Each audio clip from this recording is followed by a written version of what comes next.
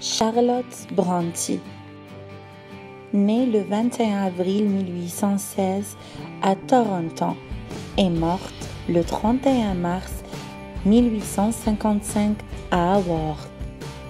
C'est une romancière anglaise, la troisième fille du révérend Patrick Brontë, au sein d'une famille de conditions modestes qui compte 6 enfants.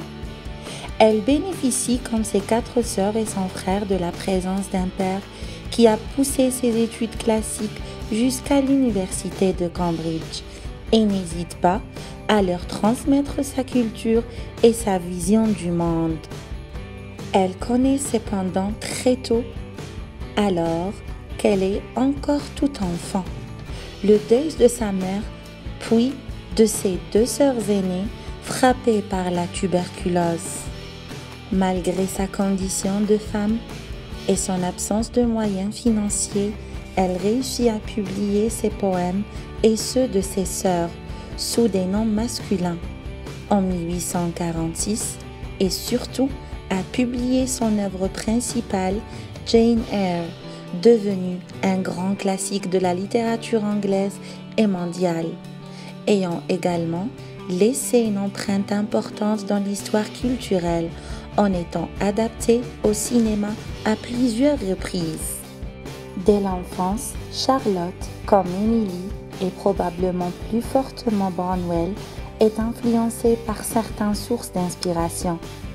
Le Blackwoods Magazine, que leur dit régulièrement leur père, revêt une importance toute particulière en alimentant non seulement leur connaissance des événements du monde, mais aussi leurs imaginations. Charlotte, comme Branwell, réalise d'ailleurs des copies des œuvres de Jean Martin.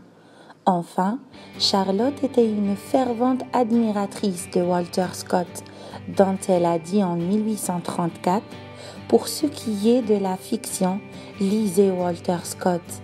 Et lui seul, tous les romans après les siens sont sans valeur. » Elle a écrit 4 romans.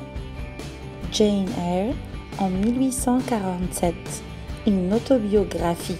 C'est un roman complexe qui traite d'une histoire d'amour tourmentée, mais expose aussi des mythes profonds de l'humanité. Shirley en 1849 et à certains titres un roman dit Condition of England de la veine de ceux de Monsieur Gaskell. Villette en 1853 trouve son origine dans l'expérience professionnelle et platoniquement amoureuse de Bruxelles.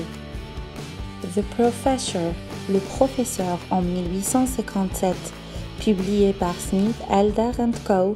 à titre posthume. Une sorte d'autobiographie au masculin fondée sur l'expérience de Bruxelles.